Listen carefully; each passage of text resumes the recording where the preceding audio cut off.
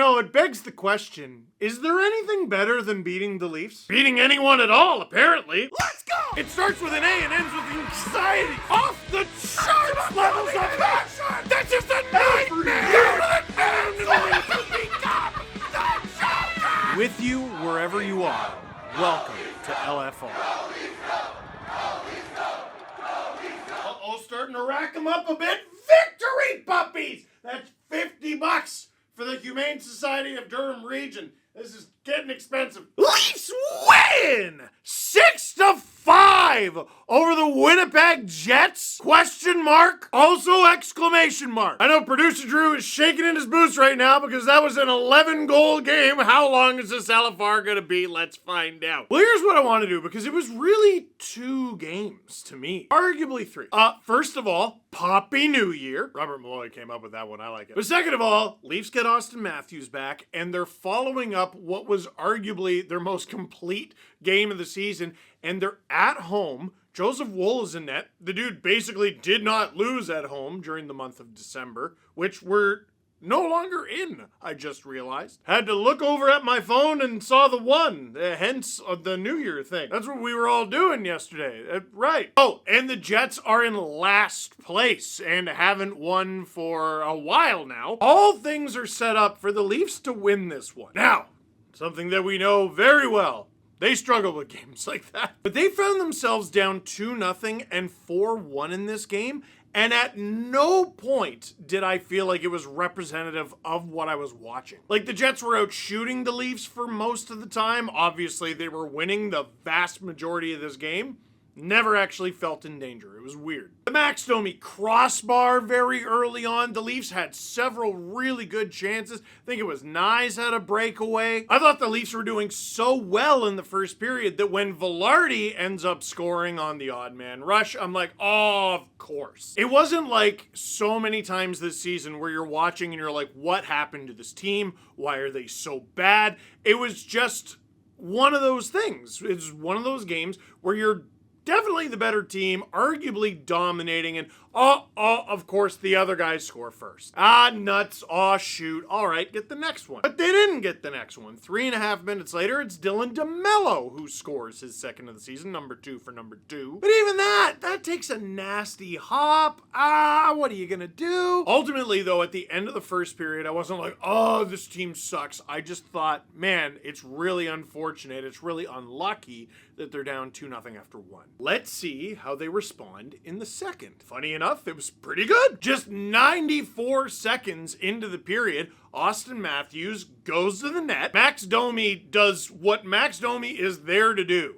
Throws the puck in the vague direction of Austin Matthews. I think Domi on the wing is obviously a much better player, a much more complete player than he was while he was being used at center, which is no longer a thing you know what? I'm not even going to finish that sentence. Not out loud. Nope, no way. He plays wing now, and I think he's good. Okay? There we go. Anyway, he knows his job. Give it to Austin! Austin gets like a beep, like just a little bit of the back of the toe on it. It's a deflection. It's a goal. Austin stays hot, and the Leafs are within 1. See, there you go. There you go. You're fine. The next 2 Jets goals made me go, oh, wait, no, maybe they are bad. First, there's a battle behind the net. Philip Myers accidentally sends it right up the gut. Or maybe it was Jonathan Taves straight up. Regardless, Myers has to be better in that battle. Puck goes straight to Alex Iafallo. He sends a wonky backhander at Joseph Woll, and it's in. All the good vibes erased. And then 3 minutes later, real early on in the second period, this one stinks. It starts with a board battle. I hate this a lot.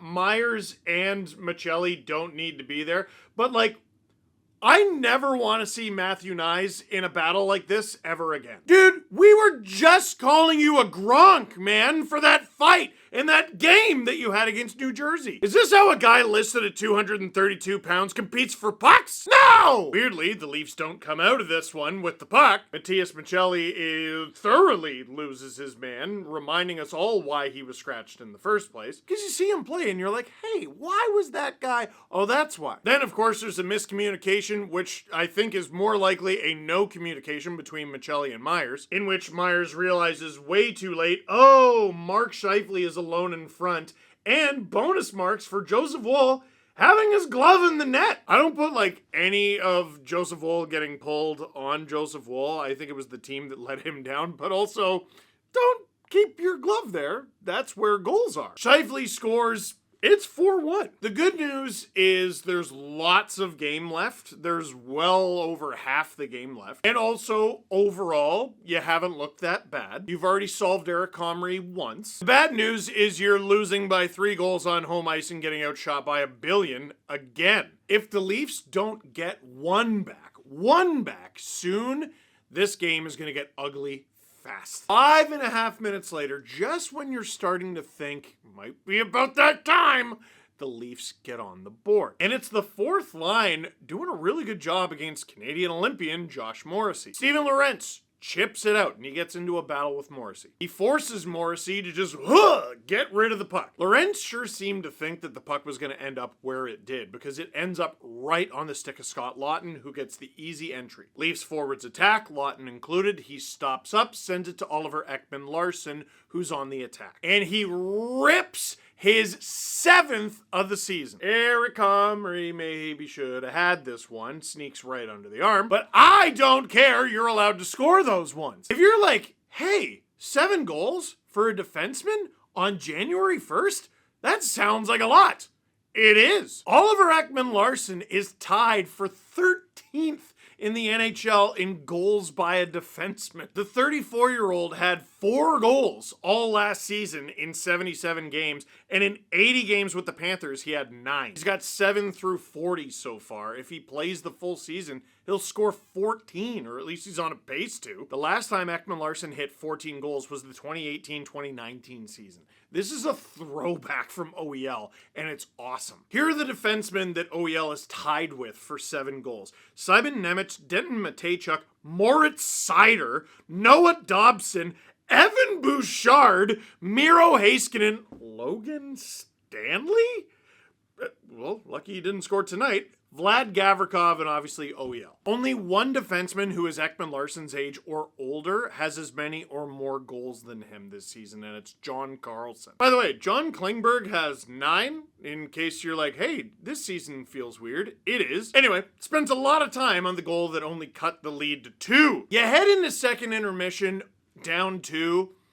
Yeah, you might get through it. The Jets are reeling. They haven't won in forever. They're in last. You never know. Gosh, it'd be better if you scored, though. This one was a really low-key satisfying goal, because this has been a huge problem, and if I can get the word out to refs across the league who will not heed this call at all, that'd be great, though. The Leafs like to dump and chase and dump and chase and dump and chase, and they actually chase this time, which is nice. But what teams do, and Frank Corrado talked about this when he was on the Steve Dangle podcast a year or 2 ago when talking about Leafs Bruins Game 7 2014. We don't need to relive that. The thing he talked about was like, you're not allowed to interfere with a guy, right? You're not allowed to interfere with them like Neil Pionk did on this play, but you are allowed to, as Mike Babcock said when he was Corrado's coach, get a little skin on him, which in hockey terms is do something you're not allowed to do, but not enough that the ref will care. The Leafs dump it, and guys are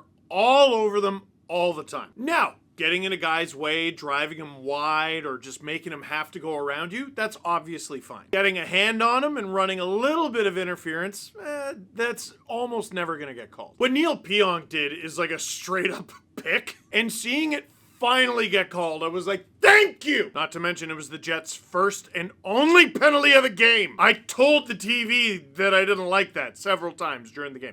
Anyway, it's a Leafs power play. The seconds are ticking by. There's less than 5 seconds to go. Morgan Rielly gets the puck to Austin Matthews. Man, this used to be a problem. You see this? You see this? Teams used to be so scared of this. Well, maybe, just maybe, it's time to be scared again. Austin Matthews rips it! Sully's power play keeps on ticking. They keep scoring, I'm gonna keep putting on the suit, I don't care. This is exactly the sort of thing the Leafs have been lacking all season. You're gonna find yourself in situations. You're going to find yourself in situations that are not good. You're going to find yourself in situations in games where you're losing by a goal, 2 goals, 3 goals. But when you have aspirations of coming back from a 4-1 deficit and you get a power play, that might be your only power play of the game, you have to score on that power play. Less than 3 seconds left, they do. But now you go into second intermission down by just 1, and the Winnipeg Jets, who are not feeling good to be the Winnipeg Jets right now, go into intermission going, here we go again. 6 minutes and 30 seconds into the third period, the Jets' nightmares become reality. Eric Comrie plays the puck. That would be a theme in the third period, and it goes up the boards into a situation that's just not all that good for the Jets, which ends up leading to a board battle between Matthew Knies and Canadian Olympian Josh Morrissey. Matthew Knies wins the battle, and I'm sorry, I know he's been healthy scratched a bunch. You just have to have a lot more respect for Matthias Maccelli than that. Maccelli with a laser! This shot is disgusting! Oppo! Top Chad! His 6th goal of the season. Can't believe he's only got 6 with a shot like that. And he's now got 15 points in 29 games. That is over half a point a game. That is a pace of over 40 points in a season, assuming you play every game that season. Players who score at half a point a game, over half a point a game, stay in the lineup. Beginning, middle, end. You have to be particularly awful defensively in order to be scratched again. Now, it could happen. You better be better than you were on some of these plays tonight there, Matthias. But as part of this 4-1 comeback, he got an assist on the Matthews goal on the power play, and then he scored to tie it. Now, of course, the vibes are immaculate in the building. Everyone's happy. The Leafs got to destroy it. Right quick. Max Domi takes a high sticking call on Mark Scheifele, but the way Domi was beaking Scheifele, you knew what he was saying. He thought Scheifele was selling it a bit, which he has been known to do. But whether he did or he didn't, it is an art form. Jets go to the power play, and oh, this stings. Jets doing a great job screening Dennis Hildeby in front because he's in net now. Hildeby looked to the left. You reach, I teach. Scheifele snipes it. Angry, obviously, about the Olympic situation. His 2nd of the game, the Jets retake the lead. And now, all of a sudden, it's not a 4-1 lead anymore, so that's good, but you don't have over half a game to solve this problem. You have 11 minutes and 10 seconds. And I'm sitting here going, I think this team might hate Dennis Hildeby. No, they treat him nice in front of the camera, but when he's on the ice, which is also in front of the camera, right here, look at the stat. I couldn't believe this when I saw this during the game. Dennis Hildeby has the 3rd highest save percentage in the third period in the entire National Hockey League at .935. He obviously allowed a goal here, but this made Dennis Hildeby the goalie of record. Joseph Woll got pulled when it was 4-1. The Leafs tied it. Now the Jets are winning 5-4. Hildeby allowed that goal, and guess what? If the Leafs lose this game, he loses this game. Hildeby has a .914 save percentage on the season and a record of 2-5-4 heading into this game. You have a goalie who's giving you a .914 save percentage, and he's been the goalie of record in 11 of the games you've played with him in net, and you've only won 2 of them? One of the stats that was going around about Joseph Woll during the month of December is, yeah, he's stopping pucks. He's doing great. He's genuinely doing very well, but the Leafs are also scoring for him. They haven't been doing that for Dennis. He's got 2 wins in 11 games where he's been the goalie of record, and one of them was a shutout where the Leafs had 1 goal against a goalie and an empty netter. Now he's in a situation where the Leafs are outscoring the Jets 4-1 since he got net, and he's gonna lose anyway! No, that's not fair. And the Leafs decided, you know what, you're right, that's not fair. About 5 minutes later, Leafs causing chaos in the Jets end. Bobby McMahon to Troy Stetcher for the one-timer. We're going to ignore the fact that Eric Comrie should have had that one. That one wasn't, he should have. And we're just going to pay attention to the fact that that is pure electricity! Hype Man ties it! His first goal at Scotiabank Arena for the Leafs anyway. I don't know if he scored for anybody else. And it's 5-5. And now this is, for the Jets, just where the hockey gods hate you. Because, this game should make it to overtime. The puck is in the Winnipeg Jets zone in not a threatening way at all. Comrie doesn't make a decision with the puck. Easton Cowan is like, whee! Gets right in there and pokes the paddle of Comrie's stick. I was wondering why Cowan didn't get an assist on this one. He technically did not touch the puck, which I think is garbage, but whatever. This is the moment Eric Comrie realized, oh no, I've made an awful choice, because Eric, if you're a goaltender, Austin, take it away. 10 the goal! Austin Matthews, hat trick, and the Leafs finally take the lead! And you all thought it. You all thought it. All night long, they're like, oh, Matthews is 417 goals. 418 goals. Now he's at 419 goals. 420 is the Leafs' record. Can you imagine Matthews tying Matt Sundin? 4 goals for his first 4 goals in the NHL, and then 4 goals to tie it. Oh, it would have been too good. Put him out there for the empty netter. That's going to be incredible. And then the hockey gods went, don't get cocky, because the Jets pull the goalie. The Jets have 6 attackers. The Jets get so close, unbelievably close. Scheifele almost with a hat trick of his own. But the beast, Dennis Hildeby, with seconds to go, a blocker save for the ages, the best save of his NHL career, literally the best save of his career so far, saves the game. The clock ticks down, the clock, there's no more time left. And all his Leaf teammates go, ah! And the Leafs somehow win this one. And a weird stat from Sportsnet Stats, the Leafs and the Panthers are the only teams in the NHL to come back from multi-3-goal deficits. Multi-3-goal comebacks. That is so silly. And listen, they're still not perfect. They are not good enough defensively, and they give up too many goals. Over this span, since they made a coaching change, they have a 7-5 win and a 6-5 win. Noticed I said win both times. But the power play is now a factor. The penalty kill is the best penalty kill in the league since the Leafs got Troy Stecher. Please figure that one out. Oh, it's because Troy Stecher is awesome! Joseph Woll is playing excellently, and when he's not playing excellently, so is Dennis Hildeby. He's playing excellent. Guys who weren't scoring are now scoring. You're getting more offense from the back end than you were last season. You had 2 goals from defensemen in this one. How often did that happen last year? You're able to score a lot more than you were. You're coming back in games. There are definitely things the Leafs need to work on. They are definitely not a perfect team, and they're not even in a playoff spot. But they are slowly piecing together good things that you need to do to be a winning team, brick by brick. And this is why I know I'm stupid. I know I'm a fool. This is why you don't blow it up. Not yet. Listen, they keep losing the way they were when they made their coaching change just before Christmas. Yeah.